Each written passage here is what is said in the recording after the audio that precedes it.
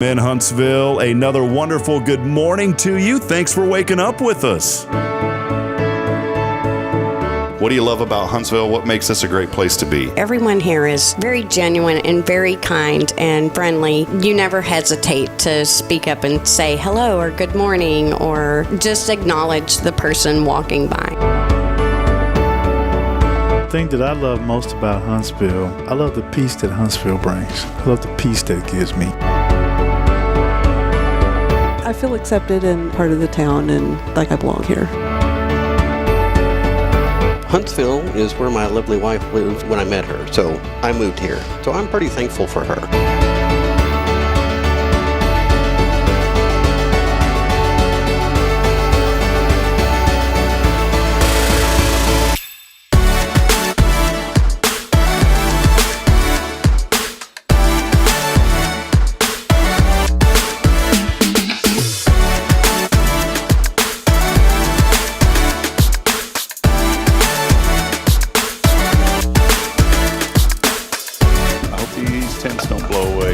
Starting to pick up.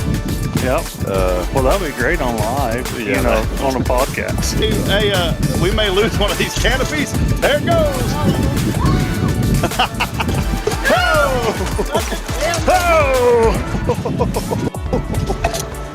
Oh, boy. I knew that was going to happen.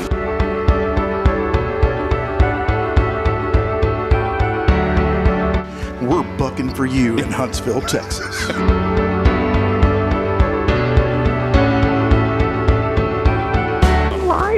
Yeah, you're live, Irma. Welcome. What's up, Irma? How you doing?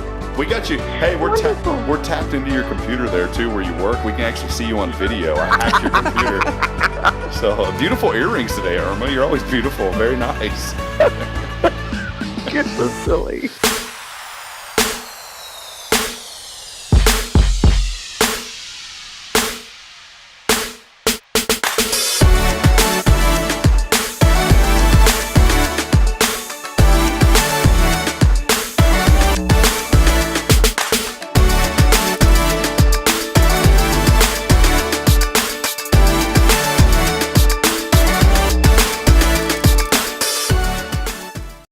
Hey, good morning, Huntsville, and welcome in episode, I think we're on 95, 96, somewhere along the way. Rolling solo today as our good friend Jason Thompson is out. He's working some extra work today, and so he's not able to be with us. But again, appreciate everybody joining us today. Great show lined up here in just a few moments. We'll have our good friend Jason Barfield from Sam Houston State University joining us. And as always, let us know you're out there this morning. A lot of friends already chiming in, such as Jennifer Augustinetti saying good morning, saying it's a terrific Tuesday. I like that, Jennifer. So we're going to get that put up on the wall here sometime before too long. Again, let us know what you're thankful for as we bring you in episode 96, rocking and rolling here with Good Morning Huntsville.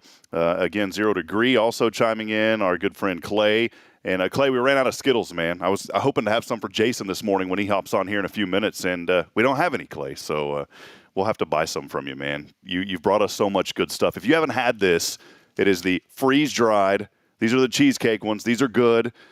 Still got a little bit of Starburst left over. And Clay, I know that you're rocking and rolling, man. So bring some stuff by. I'll pay you for it this time. How about that, buddy? I do want to remind you as well, too, as always, giving away prizes as we do. This week's keyword, we're hoping for it. So we're just trying to speak it in. The keyword is rain, along with your name. You can text that in to the Granny Mary's Cajun Asian Cuisine text line at 936-339-0139. That's the number to get started this morning as well. You may notice just me right now. Jason Thompson, again, out working. Our show on a Tuesday is brought to you by our good friends at Guardian Defense. And you can check out everything that they've got going online at GuardianDefenseLLC.com. Jason did want me to tell folks out there that their classes, their LTC classes, are completely full this weekend, but he may make room for a second class. And so thank you to all of our viewers and listeners here on Hello Huntsville and Good Morning Huntsville for supporting Jason and his business. But that first class is full, and he said he may accept a second class as well for this weekend for LTC classes, only $50. So go online, visit him, and support local business here in Huntsville. For now, though, we'll step aside, take a break, keep those comments coming in as you let us know what you're thankful for here on a terrific Tuesday. We'll be back in a few moments with our good friend Jason Barfield. This is Good Morning Huntsville.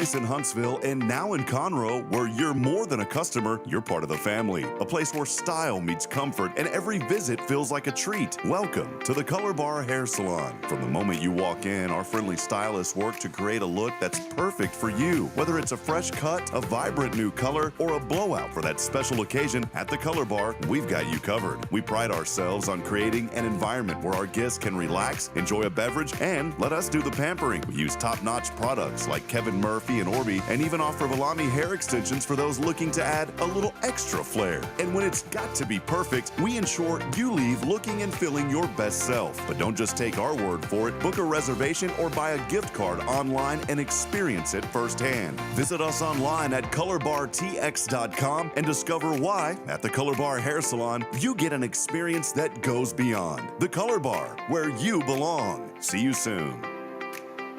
This is Guardian Defense in Huntsville, Texas, a trusted, family-owned and operated gun store and range in the heart of East Texas. Guardian Defense is your one-stop destination for Texas LTC, NRA basic pistol and rifle courses, pistol refresher training, as well as a wide selection of quality firearms and ammunition. At Guardian Defense, empowerment is within reach through their Texas DPS-approved license to carry classes. Certified instructors will guide you through every facet of firearm safety, conflict resolution, and the pertinent legal aspects. Book now to become proficient and responsible in handling a firearm with complete confidence. For the eager learners, the fundamentals of pistol and rifle usage await discovery in their comprehensive 8-hour NRA basic courses. You're invited to connect with Guardian Defense on Facebook and Instagram, or give them a call at 936-293-0364. You can also visit them online at guardiandefensellc.com. Guardian Defense, your reliable partner in mastering firearm safety and acquiring quality firearms in the heart of Texas. Illuminate your child's future at Tomorrow's Promise Montessori Schools in Huntsville. Established in 1997 by Kay Boning, our award-winning center merges Christian values with 25 years of Montessori excellence, promoting wonder and discovery in every child. As the only Montessori school within 45 miles, we provide a fun and friendly environment, individualized Montessori methods, and love and care as if each child were our own. Safety is a priority, and with a recent $50,000 investment, our facilities inspire growth, creativity, and learning. Plus, as a nonprofit, we open Montessori doors to families of all economic backgrounds. Partner with the community pillar where every child's promise shines bright. Discover Tomorrow's Promise Montessori Schools today. Visit tpms.life. That's tpms.life. When you live and work in the town where you were born and raised, lots of people become just like family. I'm Billy Cawthon, manager of Sam Houston Memorial Funeral Home. Over the years, we've shared a lot of good times and some tough times, and I'm honored to be the one you call on in your time of need. At Sam Houston Memorial Funeral Home, our goal is to help our neighbors in need and always provide the most outstanding service available, even on those really tough days. I thank you for your trust in us. At Sam Houston Memorial Funeral Home, we're here for you.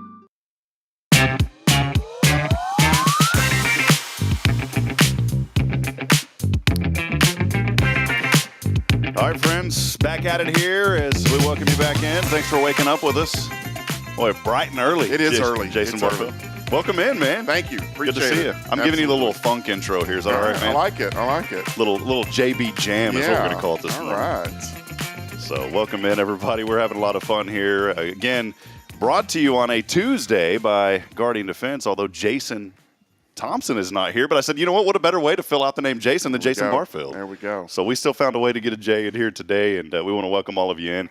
As always, we are broadcasting downtown our studio. A big thank you to Elliott's Jewelers online at elliotsjewelers.com. So thank you, Elliot Herzlich.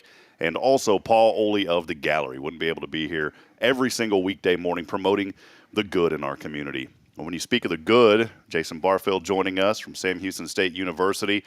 Man, Director of Broadcasting, Digital Media, Associate Athletic Director. The titles, though, have kind of slimmed down a little bit. I'm thankful for you for that. They have, yeah. 29 years in the mix, man. It's incredible. Yeah, I moved into Whitehall in fall of '95, and now I work right around the corner from from where my first dorm room was. It's incredible. Yeah, my daughter now lives up here too. So my daughter just moved in. She's starting school.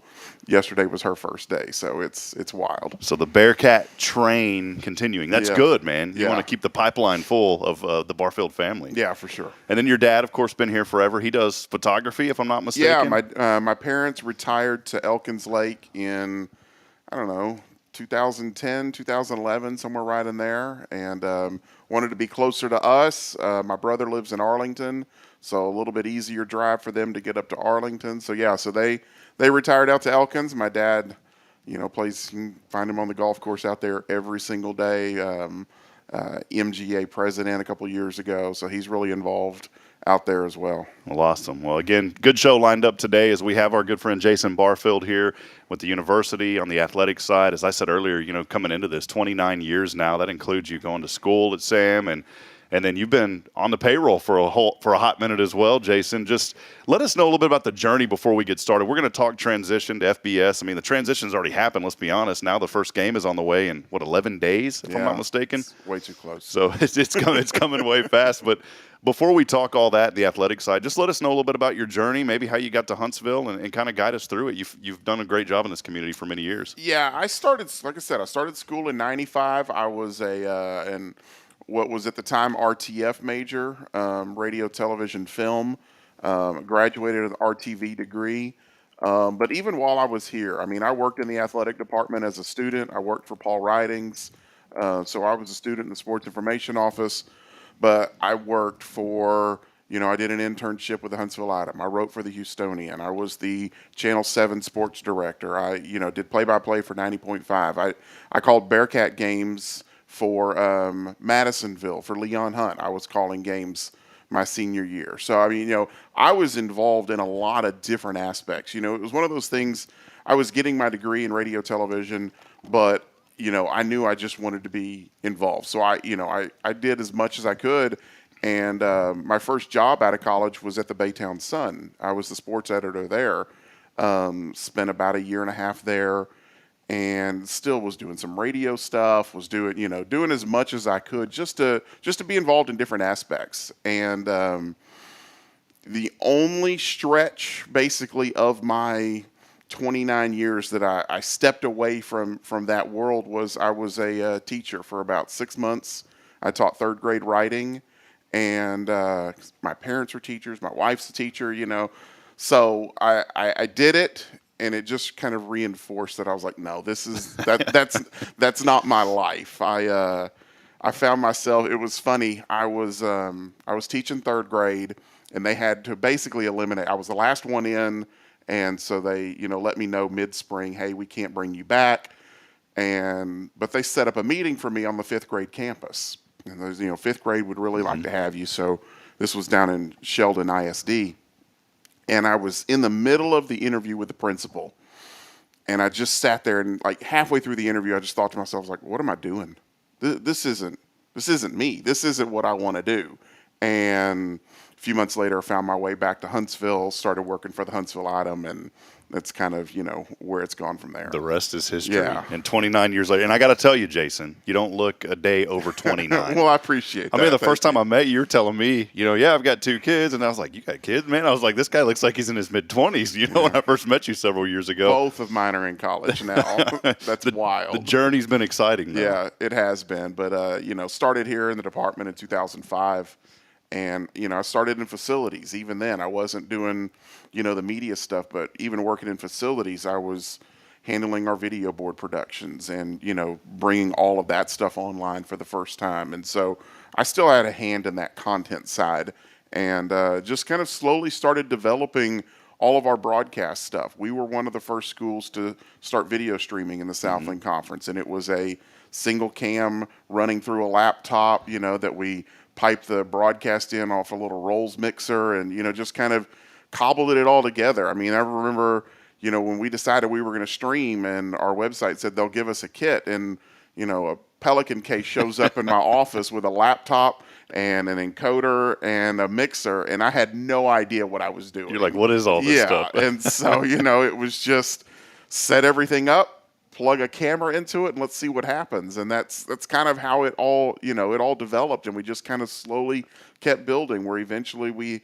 had a little switcher, and then we had a TriCaster, and then we started doing stuff for Fox Sports and then ESPN, and we just kept adding pieces. What can we do to make it better? What can we, tweak here? And, it's funny. I always use the phrase, we were doing stuff with smoke and mirrors. I mean, we were not technologically advanced on anything we were doing, but we were so far ahead of what everybody else in the Southland and area schools was doing that we just kept looking for little things that we could do to stay ahead.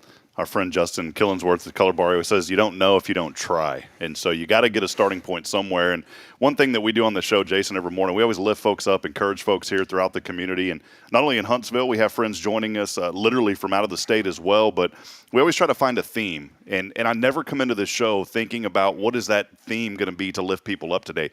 And you said something earlier that it's a theme. So you've brought it into existence, so we appreciate that. You said earlier you're in the middle of this interview and you said, this isn't for me. This is what I'm supposed to be doing. And so maybe today there's somebody out there. I'm not telling you to go quit your job and give up on everything. You need to have something else lined up unless you're completely chaotic like I was coming back here to Huntsville. But the thing is, maybe today, you're in the middle of something and you don't feel at peace with that. Maybe it's not for you.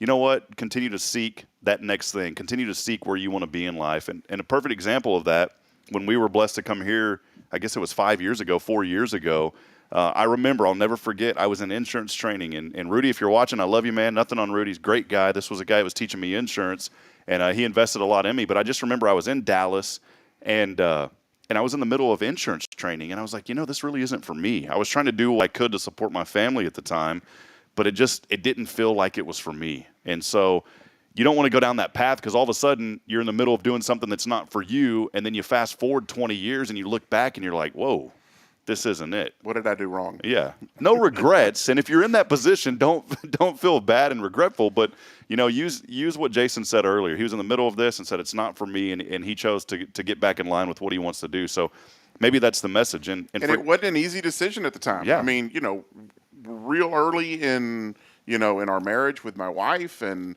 one little kid at the time, another one coming, and here I had a nice offer on a full-time job, paying way more than nothing, and I told him no. I said, no, I don't want to do this, and went into that summer not knowing what I was going to do. And my wife was like, well, what are you going to do? I was like, I don't know. I'll continue. I'll substitute teach. I was doing a little bit of radio stuff, and then right about mid-September, I got a call from the Huntsville Item asking if I would come up here, and by October we were up this way, and so it worked out. But yeah, it wasn't an easy decision to make, but I just felt like I didn't want to be in that position. I didn't want to be teaching. Yeah, and here you go. You fast forward, and 29 years involved with Sam Houston State University, and you've seen so many great things. I mean, just a lot of great folks that have even came and passed since you've been here. But, you're under the leadership of Bobby Williams, and we have seen so many great things through the athletic department. And Jason, when you look at a program that's literally went from, NAIA Division II, is that right? Yeah. All the way up now to the highest level. And someone was arguing, well, it's not Power 5. Well, FBS football is the highest level of college football. You've seen that change. You've been a part of most of that. What has the journey been like for you, just seeing that transition and all the great things that are behind the Sam Houston brand now? It's really incredible. And when I was in school, 95 to 2000, and really even the first couple of years out, this was not on the radar at all. I mean, seeing this kind of growth, it just, we couldn't fathom this. I mean, there were just so many things that this department hadn't done yet. And, we were doing good to be somewhat competitive. I mean, the 2001 playoff run for football was really kind of it had been 10 years since they had been to the playoffs. So, even that, you're like, wow, this is what it could be, and back to the playoffs again in 2004 in football. But then there was another long layoff. And so nothing was sustained. And it really, kind of the time that I pinpoint this is right about 2010 is when everything kind of started to change a little bit. And ironically, it was conference changing and membership changing that kind of started that for us, because in 2010, that's when you saw Texas State leave the league. You saw UTA leave the league. UTSA kind of had a brief little deal in our league, but they left the league. And so you started seeing some changes, and that wasn't for us at the time. We were not in a position, but we started that process. We did our first initial review of our department and had somebody come in and evaluate, these are the things that you need to do. If you're going to be competitive at the level that you want to be competitive, these are some benchmarks you need to make. So, it started then, and every single time we did a review, every few years, somebody would come in, and we had met every benchmark that they were putting in place. And so then they would say, okay, well, you need to do this, this, and this. And by the next few years, we had met. So we had started this path probably about 2010. And I don't think it's any coincidence that the absolute best years of this department kind of go back to 2010, when we started putting new things in place and figuring out what do we need to do to be a better department. And then you saw from there the success of the basketball program, football, baseball, really all sports. Just started adding that success level in making NCAA championships and doing all of this stuff. And so, I think it's that reason that, we weren't trying to leave the Southland. We weren't trying to make that move up in 2010, but we knew there were steps we needed to start making. It's been a great journey, and for those that have been a part of it, and just for the fans. I mean, it's something that's exciting. I was talking with someone a couple of years ago. I guess, when was the FBS announcement? Was it 2 years ago already? Has it been that long? It just seems like it was yesterday, but I know it's been longer than that. It's a year and a half. Or so. It'll be 2 years. 2 years in October, November. I remember chatting with someone about it, and they were kind of like, well, this. I said, look, man, here's the deal. You got to get on the train, because the train's moving. And it is an exciting time for the university, and that's what it takes, folks buying in and just getting behind this momentum. And you think about this, and I love what Dr. White said, and she has been a tremendous leader. Dr. Hoyt did great things for many years. I got to know her just very briefly, but of course knowing Dr. White more because she was here a lot longer when I was here. But I love what she said one day. She said that Sam Houston State University is the best kept secret in Texas. Well, it's not a secret anymore. The secret's out. And I remember talking to one person, and I was saying, it's all about what we think and our attitude. If we wake up with an attitude of gratitude every day, if we're optimistic, if we look ahead to better things, people see that in us. If you wake up every day and you're like, oh, here we go again, people are going to see that. Jason, you came in here this morning. You're like, this is early for you, man. You came in with a great attitude. I was like, all right, man, let's go. I felt good this morning when you walked in. But that's the vibe that you put off. It's the attitude that you have when you wake up every day. And I remember telling this person, I said, could it happen? Yeah, anything could happen. There could be the next Eisman quarterback kid walking alongside this sidewalk here. And I said, and if your attitude is one that's just like, I don't know about this and that, people pick up on that. And that kid may say, you know what, this school isn't for me. But the good news is, and the leadership and everybody that's involved, everybody's on the train, and you can sense that. I've been out to the practices here with the football team, and you just sense this excitement, and everybody's bought in, and that's what it takes. And so when you think about just this transition, how big is it for the university? I think it's incredible. And it's not just the athletic department. It is the university, and it's the community. I mean, everything is growing, and it needed, I think all the pieces needed to be in place at the right time. And, we talk about 2010. We weren't ready as an athletic department to make the move when Texas State was making the move. The university wasn't ready for this. The community wasn't ready for this. But I think everybody has been building, and you see the growth of the university and the expansion down into Montgomery County and just the sheer numbers of the students that are here. I mean, it was 11,000 when I was in school here. I mean, we're not that far removed from when it was pretty steady 12.5 on enrollment. And, to sit here and start talking about, are they going to hit 25,000? When is the 20? When is 30,000 going to be, the number that gets hit? And, you look at this community and what Huntsville is, and, I've seen it grow certainly over the last 29 years, and I've seen it steadily grow.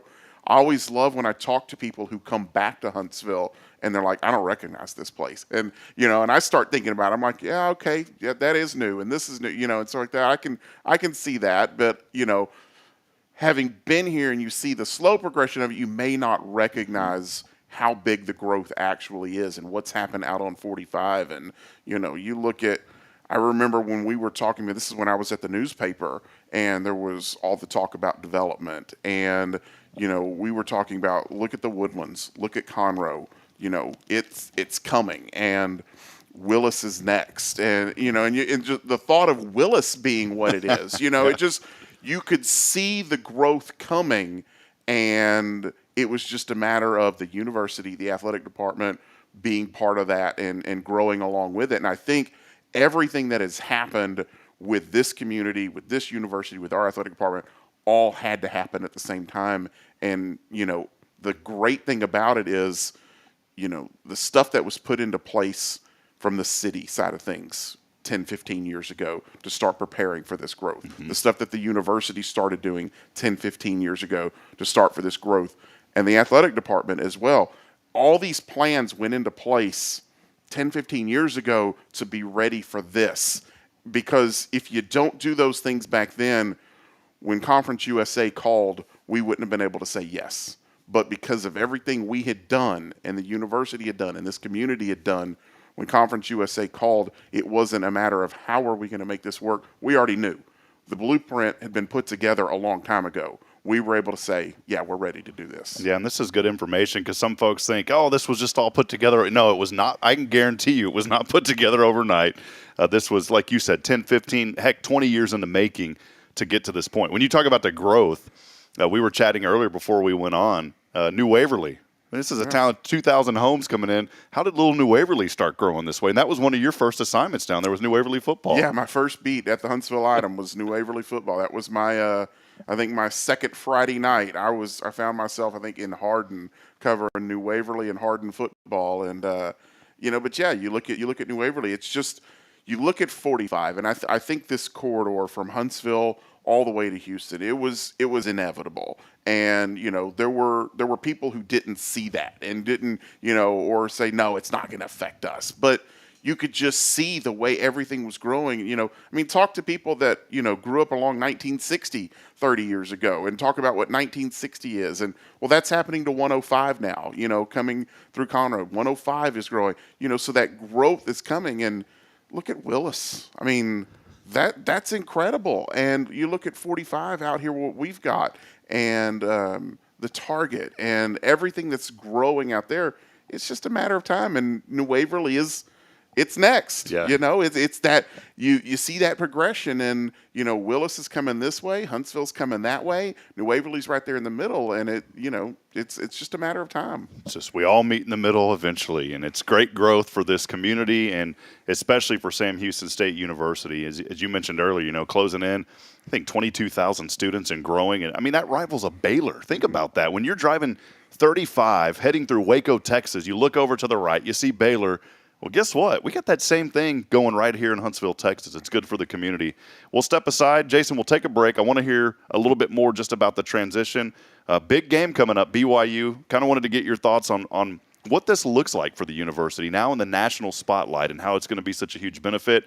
And we did have something brought by to you, Jason. I spoke it earlier, and a gift has came in for you, and we're going to discover what that gift is. You never know what's going to happen on the show. So we'll step aside. We'll take a quick break. Before we do, I want to remind you, text in the keyword rain. Jason, we're believing if we start texting the word rain that it will rain. I had a dream last night that it rained. So text in the keyword rain alongside your name to the Granny Mary's Cajun Asian Cuisine text line. That's a long name, but we did that on purpose. It gets Randolph some credibility here. He does a great job. The Granny Mary's Cajun Asian Cuisine text line at 936-339-0139. We'll be back in a moment. Stay with us. More to come as we chat with Jason Barfield here on Good Morning Huntsville.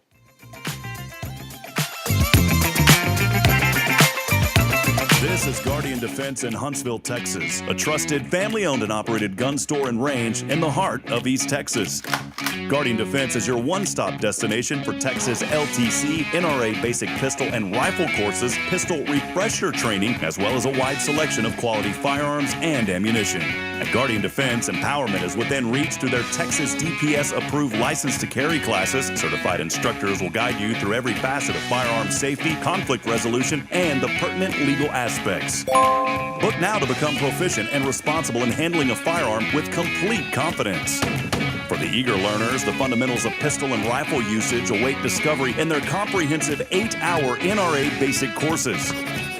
You're invited to connect with Guardian Defense on Facebook and Instagram, or give them a call at 936-293-0364. You can also visit them online at guardiandefensellc.com. Guardian Defense, your reliable partner in mastering firearm safety and acquiring quality firearms in the heart of Texas.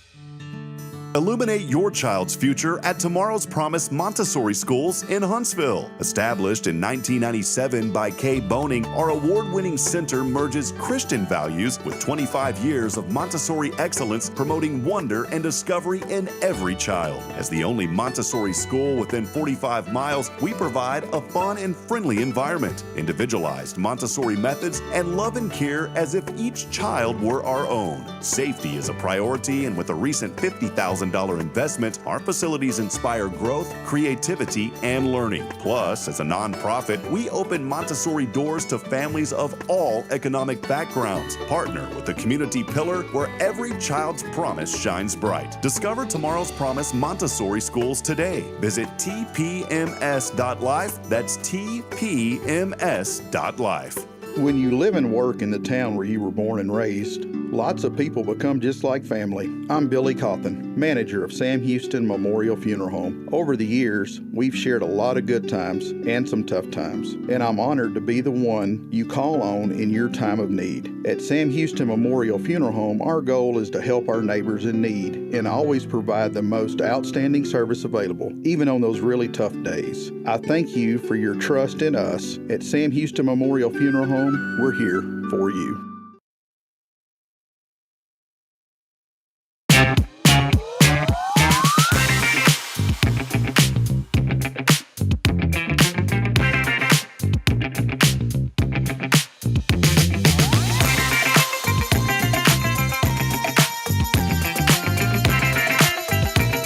All right. Waking up with us on a Tuesday. Some people, Jason, we joke around on the show, say Tuesday. What is it for you, Tuesday or Tuesday? I could probably slip into a Tuesday. Tuesday? Yeah. Sounds kind of East Texas-y. Yeah.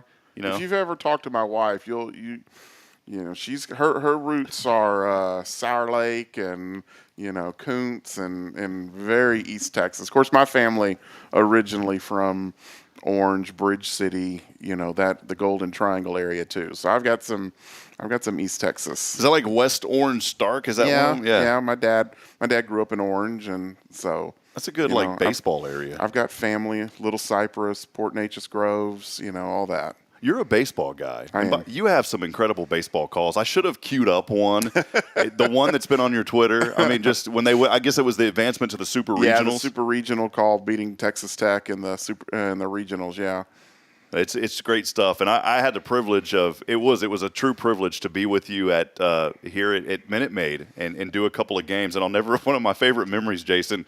It was TCU. And you'll remember this once I start talking about it. There's a couple of foul balls that went our way. Well, one of them flew up there, and I thought for sure that it had dropped over. I thought for sure that it had dropped in front of us. And you'll probably remember this when I start talking about it. And it did drop in front of us. So we went to a commercial break. I started looking for it. TCU's radio folks, it went over. It didn't go over. They tricked me because in the next break, this lady comes walking down from their radio crew, gets the ball, and I was like, are you kidding me? You told me it went over. Yeah. But you got one during that game. I did get one. It's my desk. Yeah. It's good memories, man. Yeah. Well, I did want to say Jason Barfield, again, joining us here, Associate Athletic Director, Sam Houston State University over broadcasting and digital media. There's an HEB sack from our friend Clay from 0 Degree. Before you look into that, have you ever met Clay? I've not. Have you heard of 0 Degree? No. All right, take a look in this bag, and let's see what Clay brought us today. I mean, this is just incredible. Looks like salsa. Hold up. Did we get like some tacos this morning? That's good because I haven't eaten breakfast yet. Yeah. There you go, man. Looks like tacos. Man, Clay brought it. I thought he was going to bring candy. I got it. This is even better, man. No, tacos. Well, there you go, dude. Nice and warm. Clay we'll is dive into that at some point. See, that's what I love about this. We joke around. There's a lady, Irma Dowden, that works at elections, and it's like a little mini, extremely mini Good Morning America over here. We'll usually have 3 or 4 people that drive by. They'll honk and wave, and Irma sometimes will bring us tacos. Sally Dowis from HISD brought us tacos. So if you want tacos, you just show up to the show, Jason. Okay. But Jason, Clay makes freeze-dried candy. Have you ever had this stuff before? I have not. I'm going to send you back with some of this sometime. But he basically takes Starburst, freeze-dries it. I'm a candy guy, but I don't like how it sticks to your teeth. Yeah. This stuff doesn't stick to your teeth. It's like space-age stuff. Did it with this. Took this is strawberries with cheesecake, freeze-dried it. Yeah. Unbelievable. Okay. So when you come here, you're gonna, you know what? If you're on a diet, if you come in here and you're like, I know you've been running, man, doing those things. You inspired me. I need to get back and like start getting out there running, man. It's so hot, dude. I walk from here to your car and I'll be out of breath, man. So you've been doing it in the evenings? Yeah. Well, the last time I got out, I went out in the morning. It was funny because I haven't been great about it, and I've been like, it's just too hot, and so when I get out and walk, it's like 9:30, 10 o'clock. But even then, the sidewalk has been baking all day long, so the heat's coming up. So I had gotten out the other morning. I put the sprinkler out on the yard. It was about 7:30, and I looked out, and there's like 5 people walking out in front of my house, and I'm like, I mean, if they can get out and do it, I can get out and do it. So I put about a good 30-minute walk in last time I went out. But, yeah. If it's 5:30 in the morning, you're out there with the sprinkler, and the people walking by says, hit me with the sprinkler, it's probably not a good time to go out. Yeah. And I saw a video. It's one of my favorite videos that you posted recently. You were outside, and you had the water hose going. There's something therapeutic about just hand watering your lawn. Hand watering your yard, yeah. That's something that, if you hadn't done it, just, sit out and water the yard by hand. I mean, that's what you look at coaches, our baseball coaches, they'll go out and grab the hose and they'll water the infield by hand sometimes just to get outside and do it. And yeah. It's good stuff. Again, Jason Barfield joining us, gracious with his time here this morning, very busy with everything going on with the athletic department. We appreciate him, the Associate Athletic Director. Do want to remind you, as always, we are broadcasting here from our studio downtown that's brought to you by Elliott's Jewelers, our good friend Elliott Herzlich. Check him out online at elliottjewelers.com. And a big thank you as well to Paul Oley of the Gallery. And we wouldn't be here on a Tuesday without Jason Thompson of Guardian Defense. He is out working. He is extremely busy, and his wife, Deneen, just had surgery, and so normally Deneen joins us when Jason is out. So the entire family was out today, but we found another Jason to come in, and we got Jason Barfield here today. If you got any questions for Jason, by the way, we've still got a few minutes here on the show. Make sure you send them in. Let us know kind of what's on your mind and some questions. Our good friend Jonathan Reed chiming in saying, good morning, Jason and Rob. He said he loves the JB funk music. That's going to be the theme. I like it. All right. So, good morning, Jonathan. Good to see you. Kyle Kreiner joining us as well. Appreciate Kyle. He came in. He won some prizes here from us. Our good friend Russell Humphrey chiming in with a little hashtag Let's Go Huntsville. And then George Pitt, Santa George up in Conroe saying, howdy, folks, friends, and neighbors. Before we talk about big things coming up here in 12 days, I'm losing track of time because it's like the closer it gets, the more forgetful I get instead of knowing more about what's happening as far as the days. But it's crazy to think about this whole journey and this transition and what it means for this community. So here we are, 11, 12 days away, BYU on the horizon. What I really am enjoying is just the national spotlight that this is going to have for Sam Houston State University. Not just athletics. I always say it like this, like athletics truly is the golden arch, in my opinion, of a university. Not to put down anything else, but let's be honest. When you think of the University of Texas, the first thing that comes to mind isn't they have a great law school. It's UT football. Mm-hmm. So when you think of a university, you think of the athletic program. This is huge for Sam Houston State, not just for athletics, but the entire scope of what's happening at the university. A lot of games nationally televised. Let us know a little bit more about how that looks this season, Jason. That's one of the biggest changes. I mean, really, with this move is the national television games. I mean, opening up with BYU on FS1. Certainly we've gotten used to having a lot of things on ESPN Plus, and that's a lot more accessible. But we're going to have games on ESPNU this year. We're going to have games on ESPN2 this year. You've got CBS Sports Network that's coming in the fold, and several games there. So over the course of the 12 games this year, 7 of them are on national television, which is far and away more than we've ever had. I mean, to get national TV games for us in the past, you had to make a deep run into the playoffs. I mean, national TV, even in the playoffs, typically didn't start until the semifinals. Maybe a quarterfinal game could be on ESPN2 or ESPNU, but you had to make that deep run into the playoffs before you started getting a national television game. And now you've got 7 of your 12. That's just such an incredible change. And one thing that people don't think about is just such a huge boost to this from a national perspective and getting eyes out there. And, you look at what Conference USA did with their TV deal, going to midweek games in October, and, you look at the MAC, and that was, MACtion. Everybody loved those Tuesday, Wednesday night games in November with MAC. And you started getting a lot of social media traction, and I think Conference USA saw that. Nobody's doing that in October. And that whole month now, midweek games are going to be Conference USA football on Wednesdays and Thursday nights. And, it's great to be part of that and have so many more people talking about Sam Houston. It's kind of like, you go back to the spring season, the FCS National Championship, and the way that played out because it was in the spring. There was a lot of spotlight that season on Sam Houston State, and it was just incredible to see all the chatter on social media. And I think in a way that helped really elevate. You talked about 2010, and that's when you started to see the change. I think from someone on the outside looking in a way, that national championship really helped to solidify a lot of the work that you guys had been putting into place, not knowing at the time for the community at large that FBS was on the horizon. But Sam Houston got a lot of national exposure during that game, and it was an exciting time for the university as we head into this new kind of forefront here in the FBS. Yeah, 2 games on ABC. Are you kidding me? I mean, ABC. And to play 2 games, it had been since 1994, the last time Sam Houston played a game on ABC. And so, yeah, that was big.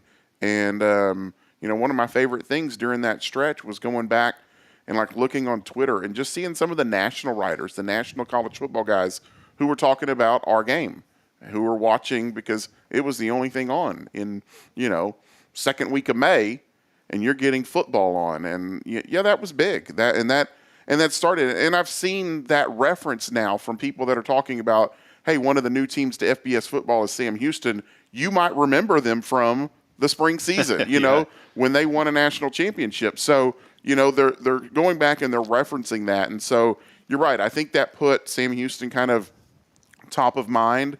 And, maybe if we're making this change in 2026, they're not remembering the 2021 national championship. But I think because everything is happening so closely together, it's easy to reference back to that. You go and look at just the landscape, and, we talk about the university at whole, but I'll kind of zero in a little bit on football now because that is what's coming up here pretty soon. A roster, I believe 48 new guys on the roster. You go back to that spring season, there was 24 players, if I'm not mistaken, that are still on the roster, but only about 10 of those actually played because of redshirting and all that. Pretty incredible tactical strategy by Coach Keeler to say, you know what, we're going to redshirt some guys like a Trevor Williams. And now you look at that transition, and here we are with BYU on the horizon.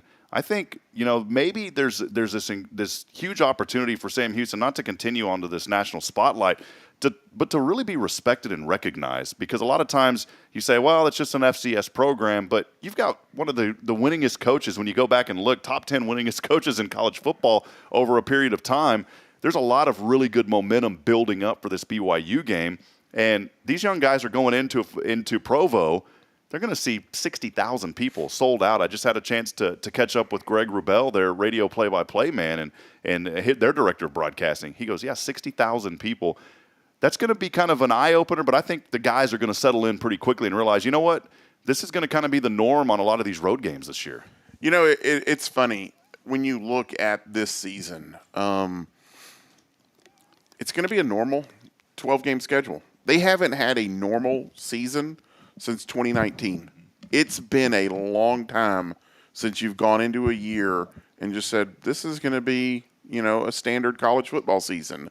And so I think from that standpoint, everything that they've gone through, a trip to Provo to play BYU isn't going to be the big, eye-opening thing I think that a lot of people normally expect with a game like that, because they've been through so much. This just feels like it's just the next step in this path, in this journey that this program is taking. And I think, there's almost just kind of a sense of relief that they're getting back to some normalcy with the football season, because, you don't play in the fall of 2020. 2021 is, a 22-game year, from the spring to the fall. And then last year playing a 9-game season and redshirting so many players. So this is the first time that they're going into a season with it just being what they've always known. How does it feel for you on the administrative side? I imagine that it's good for you guys, because you're saying, okay, now we have some things that we can actually schedule out, and we're not having to cram everything in all at once. Yeah, I think one of the things, though, that this last couple of years allowed us to do is learn how to make things work, because we did get so regimented in what the schedule is and what the structure of a season looks like and everything like that, the last couple of years we had to learn how to change things on the fly and make adjustments and kind of go with the flow. And so I think now that you're going back into this and you look at a 2023 season that's going to have so many changes from what we're used to having, I think we're more equipped to make this transition now, because we've gone through a conference change already. We've gone through a change in travel. In the Southland, it was a bus league. You didn't fly anywhere. Well, we spent 2 years in the WAC, and we had to fly out to Utah. This isn't our first trip to Utah. We've made a couple of trips to Utah now. So you've already kind of gone through some of these initial changes that you have to acclimate yourself when you make a change like this in conferences.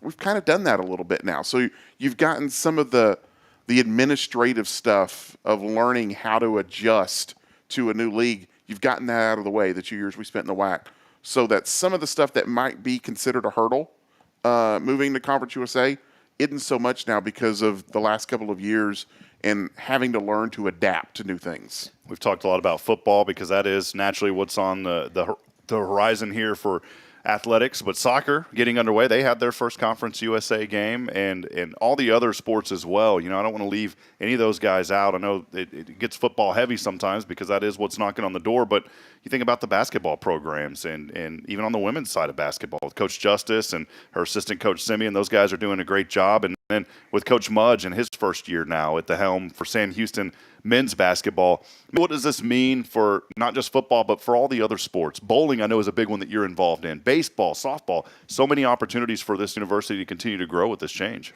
Yeah, I think that's the big thing.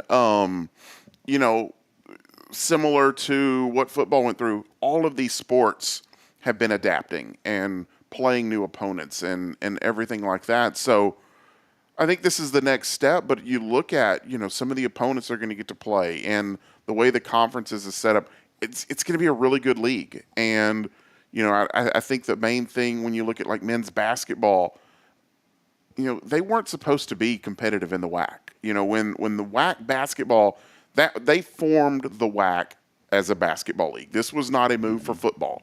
This was a move for basketball. And SFA, New Mexico State, Grand Canyon, Abilene Christian was just coming off a couple of NCAA tournaments with their men and their women. They were supposed to be the basketball schools. They were going to lead all of this. Sam Houston was fifth at best in this, when you start looking at the way things should shake out. Guess what? Over the 2 years that we were in the WAC, we had the best overall combined conference record. Yeah. That wasn't expected. It was not. So I think when you take that and say, well, you're not going to compete here. I think we've already shown that despite what people think and where they think we should be, these programs have risen up and achieved a level that was maybe not expected. So now that you look at Conference USA and the thought is, well, Conference USA is better. Well, we're getting better too. Yeah, I love that. And we are. The university all around, athletics, and the whole, just you look at the entire landscape of Sam Houston State University, everything on the up and up. And I like that too, that, you know what, it's sometimes it's good not to be known as maybe the best at the top, because then you get so much focus on that and you lose focus of kind of what you're doing and being around the guys and just knowing the culture. And when I say the guys, I'm talking about just staff and administration all the way through the student athletes. Nobody gets wrapped up in that stuff. They say, let's just do our job and do it the best that we can and not worry about all the noise. I'll tell you one of the things that, I don't know that it frustrates me, but it's one of those head scratching things. Like, you know, obviously you see the criticisms that fans may have about the move to Conference USA. And, you know, they try to compare things from like 3 or 4 years, you know, well, we can't compete, we can't do, you know, and they'll throw out games that look what happened, you know, 3 or 4 years ago, and this is going to be a lot better. And, you know, I'm just like, do you think we would be making this move if we weren't changing and improving? And, you know, yeah, no, we're not going to compete in Conference USA if we were still playing with this conference mentality. You can't do that. But we're not that team either. You know, we're improving and we're increasing. And so, you know, I'm always like, what makes you think that we're going to try to do this without making the changes and the improvements that are necessary? Obviously, we're going to do that, and we're going to put improvements, and we're going to make changes in facilities. We're going to make changes in the way we schedule. We're going to make change. Our budget is going up. We're not trying to play Conference USA with a $12 million budget like we did in the South. And I mean, everything is improving and increasing to put our coaches, our athletes in the best position possible to be competitive. And I think we've seen that. We've seen this growth, and hopefully our fans see that and they come out and they support. Yep, that's what it comes down to, that. Come out and support them. And I've said this, Jason, you may have not heard this, just your first time here being on the show, obviously, but when you're out and around town and you see student athletes from Sam Houston State University, go up, give them a pat on the back, and tell them welcome to Huntsville, and we're so glad that you're here. I saw 3 guys. Jabbar Johnson was one. Jabbar Johnson, I believe I'm saying the name right, transferred in for football. Saw him at Walmart the other day. Went up, gave him a pat on the back, and said, man, I'm so glad you're here. And you know what? He said, I love this community. I'm glad to be here. And so that's part of the buying in. Go out, support these student athletes, and continue to lift up this great university. It is no longer the best kept secret in Texas. The word is out about Sam. Jason, we'll take one final break, if that's all right. I know you got to get rolling. I've got to get rolling here in just a few moments. And I'm going to ask you maybe about some of your most favorite memories and what you're most excited about on the back end. And then we'll wrap it up on that. Final opportunity, by the way, for folks out there this morning. Text in that keyword rain. We've had about 30 or so text messages come in today. You can text it in alongside your name to the Granny Mary's Cajun Asian Cuisine text line at 936-339-0139. More on the other side. This is Good Morning Huntsville.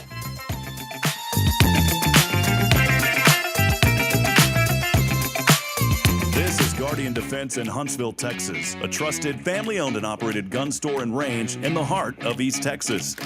Guardian Defense is your one-stop destination for Texas LTC, NRA basic pistol and rifle courses, pistol refresher training, as well as a wide selection of quality firearms and ammunition. At Guardian Defense, empowerment is within reach through their Texas DPS-approved license to carry classes. Certified instructors will guide you through every facet of firearm safety, conflict resolution, and the pertinent legal aspects. Book now to become proficient and responsible in handling a firearm with complete confidence.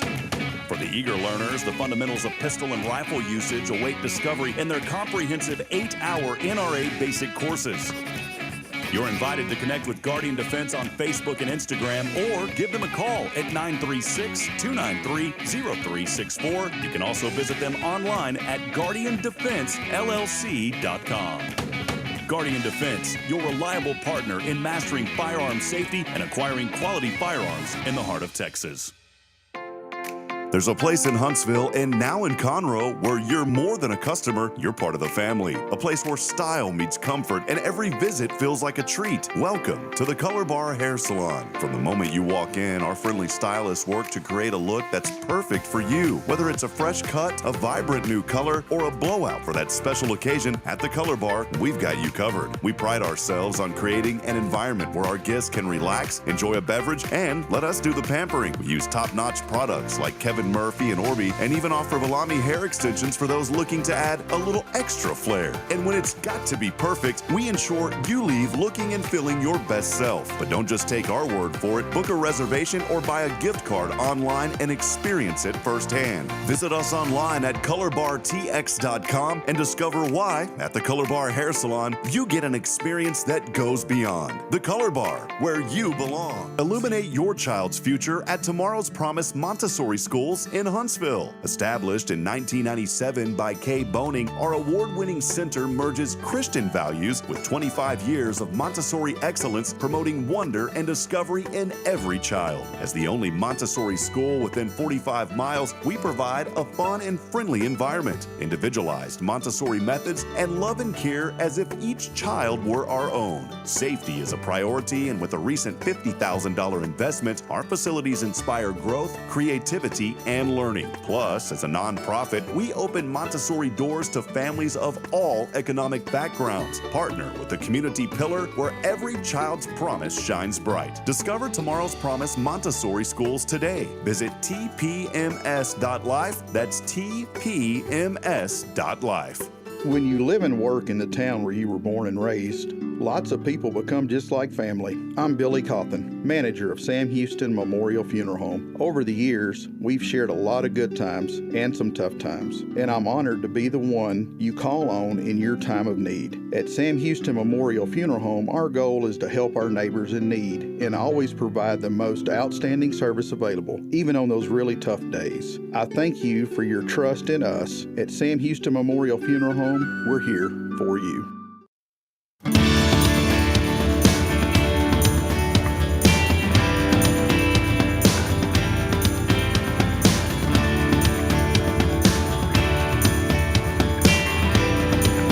Continuing on a Tuesday, terrific Tuesday, thanks to Jennifer Augustinetti.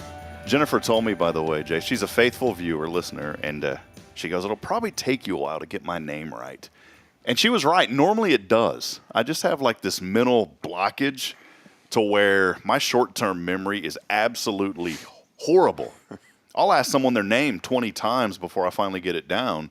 But for some reason, Augustinetti, I remembered her last name and it stuck with me. Okay. It was like Ife Adei. Yeah. It took me a hot minute to learn Ife. The best with Sam Houston was Tristan Ipe. Yeah. Because everybody was saying Ikpe. And I remember a year and a half into calling basketball, we're interviewing him post-game, and like after we're done, I go to commercial break. He goes, hey, Rob. I was like, yeah, Tristan. He goes, you know it's Ipe, right? I was like, dude, everybody's been saying Ikpe. Even the coach was saying Ikpe. Yeah. So, and the person who will let you know right away if you're getting a name wrong is the moms. Mm-hmm. The moms. Have you ever had that happen to you? Okay, so quick story.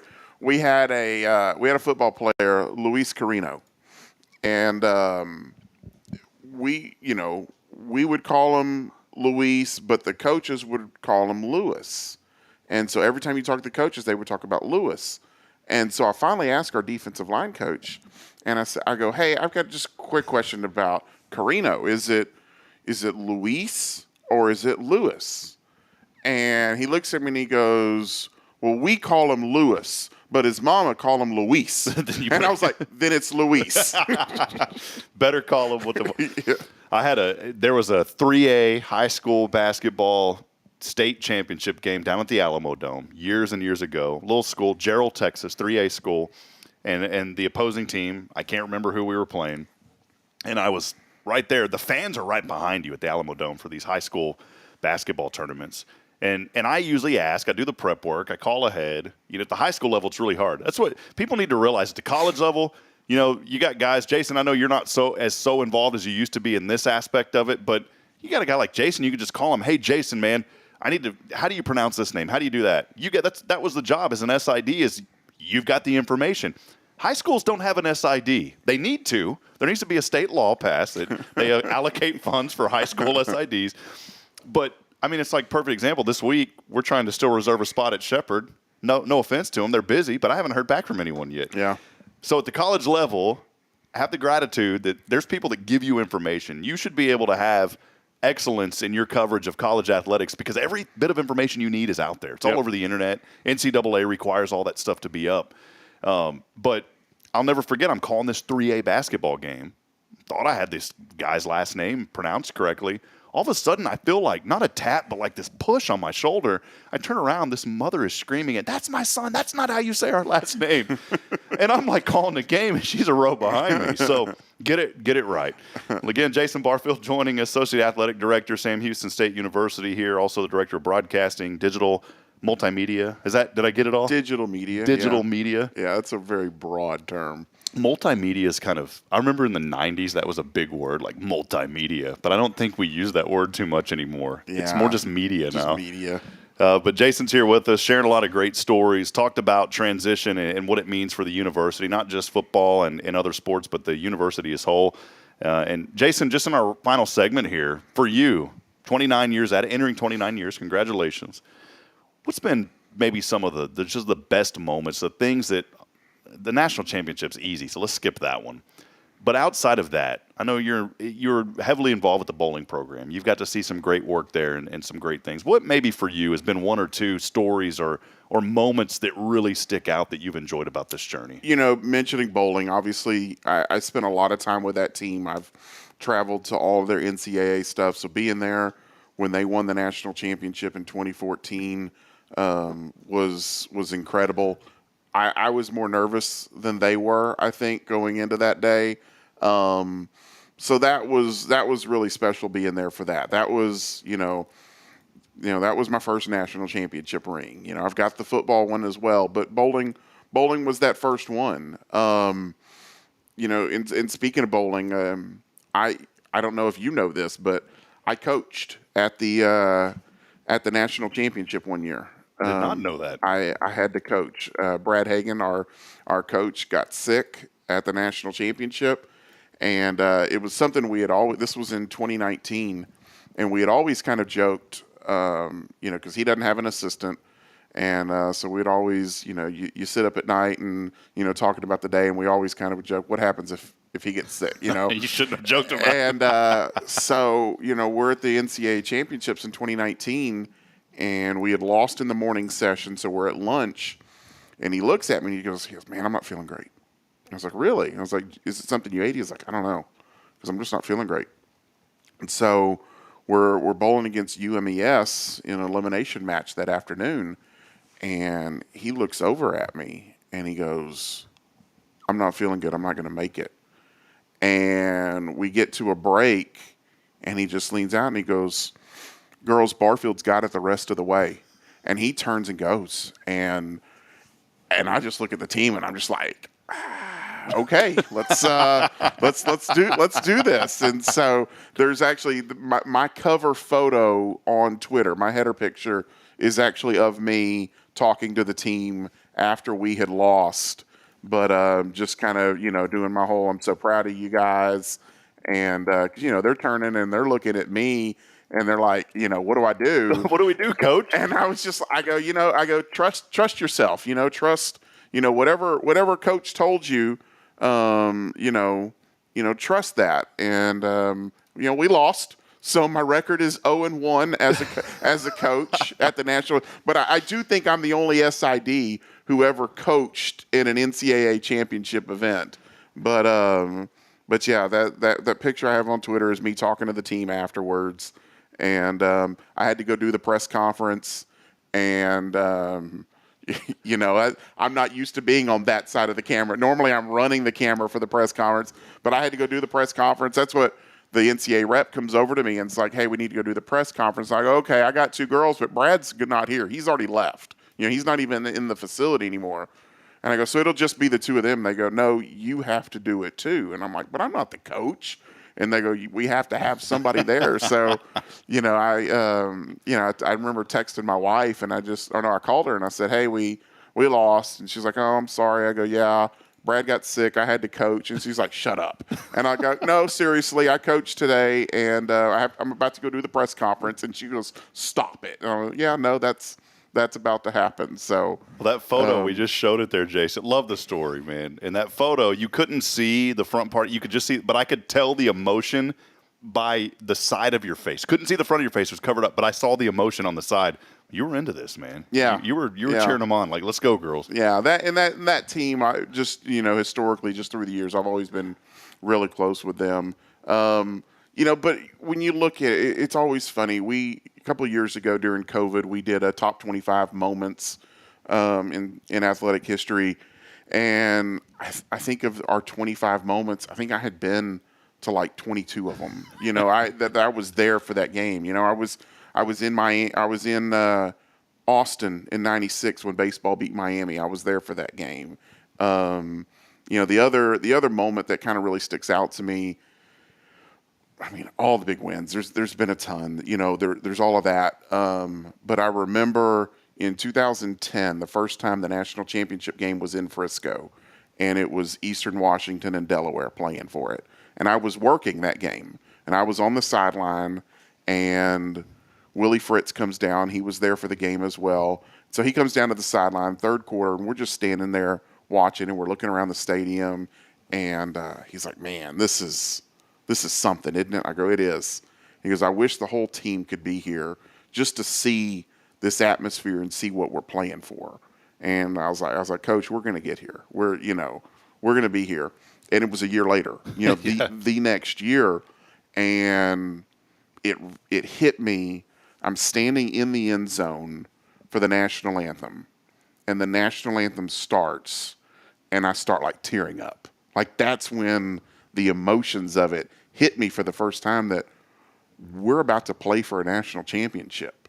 And so that's one of the things that really kind of, when I think back to some of my favorite memories and stuff like that, there's all the games and there's everything like that, but it's sometimes those extra little moments that trigger something else that I remember. Yeah, that's fun, man. You already know what's going to happen now, 29 years in, and you got a lot more on the horizon. There's a Jason Barfield book that's going to be coming out eventually, right? Is this in the works? Probably. I have some stuff that I've written already.